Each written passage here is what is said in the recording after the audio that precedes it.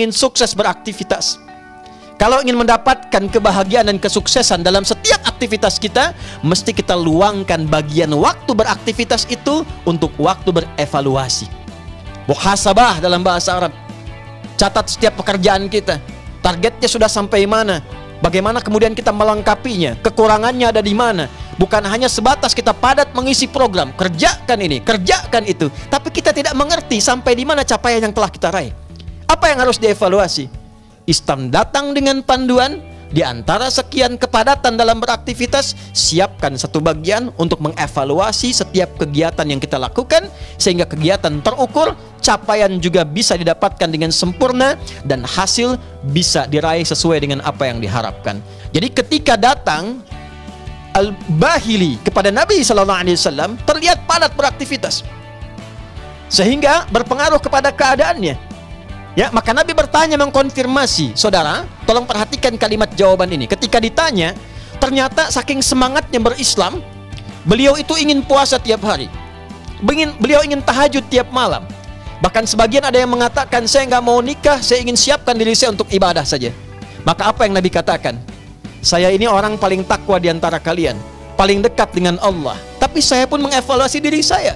Saya puasa, saya juga buka. Artinya tidak harus semua puasa dilakukan. Sehari bisa puasa, sehari bisa buka. Saya juga sholat malam, saya juga istirahat. Dan saya menikah, kata Nabi. Ada keseimbangan dalam kehidupan, ada penataan yang tertata dengan baik. Nabi mengajarkan, tata hidupmu, arahkan capaianmu, pasang targetmu. Bersamaan dengan itu evaluasi dirimu. Jangan kau bebankan pada dirimu beban yang terlampau berat, sehingga dengan itu tidak tercapai tujuan, tapi lelah didapatkan. Pulanglah ke rumah. Di antara kesibukan kita, adakah pernah mengadakan evaluasi tentang kehidupan di rumah tangga kita? Apa yang dicapai oleh anak-anak kita? Bagaimana istri kita? Siapkah saat kembali kepada Allah di hari kiamat ketika dievaluasi langsung oleh Allah Subhanahu wa ta'ala? Pernahkah satu bagian dalam episode hidup kita duduk saja untuk duduk bersama berbicara tentang rumah tangga? Dalam sebulan berapa kali itu dilakukan? Bahkan Allah menurunkan ayat khusus, wabil ashari hum yastaghfirun. Ada keluarga hebat, calon penghuni taman surga, akan bergenggangan tangan masuk ke dalam surga. Di antara kegiatannya, mereka malam suka bangun menjelang subuh, duduk sama-sama mengevaluasi diri. Ayahnya mengatakan, ayah bekerja demikian, kalau ada yang kurang mohon maaf, kalau dihisab di hari kiamat, mudah-mudahan diringankan dengan kita bertobat kepada Allah.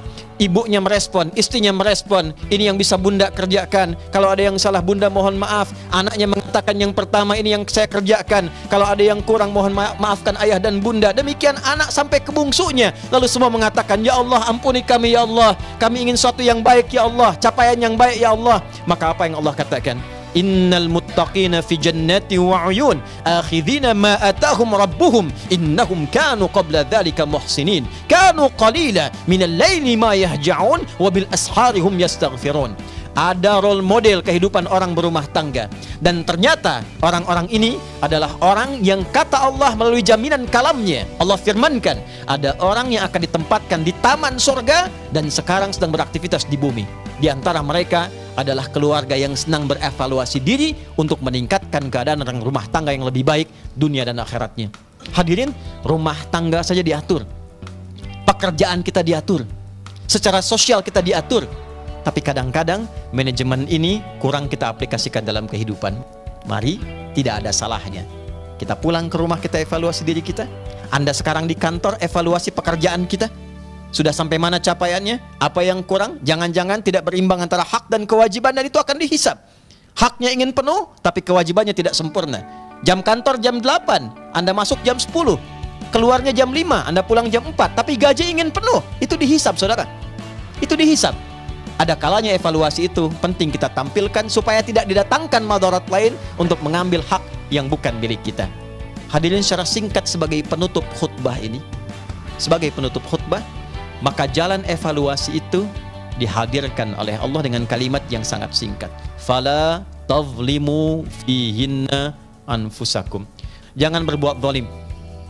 Maksudnya tempatkan kegiatan dengan cara yang baik. Mari evaluasi dari tubuh bagian atas sampai bagian bawah. Telinga pernah mendengar yang salah, lisan pernah bicara yang keliru, kaki pernah melangkah yang salah, itu zalim. Itu zalim. Ibnu Abbas radhiyallahu taala anhuma pernah mengingatkan, Karena bulan ini ditetapkan oleh Allah sebagai bulan evaluasi dari keburukan menjadi kebaikan, maka orang yang sengaja berbuat maksiat di bulan ini, maka dosanya dilipat gandakan 2 kali lipat, seperti pahala pun dilipat gandakan 2 kali lipat. Pelipat gandaan ini bukan ingin menakuti kita, tapi lebih memberikan semangat kepada kita untuk menjadi pribadi yang lebih baik. Evaluasi yang mengantarkan kita pada kehidupan yang mencerahkan dan berkemajuan sampai kita kembali kepada Allah Subhanahu wa taala dalam kebaikan. Hani'an wa kullu amin wa antum bi khair. Selamat kita yang terpilih masuk ke bulan Rajab ini, sementara sebagian saudara kita sudah kembali kepada Allah. Jika dengan kesempatan ini diberikan sampai Jumat ini ditegaskan belum mampu membuat kita menjadi pribadi yang lebih baik, maka berapa Jumat dan Rajab lagi yang kita butuhkan dari Allah untuk membuat kita menjadi lebih baik di hadapan Allah Subhanahu wa taala.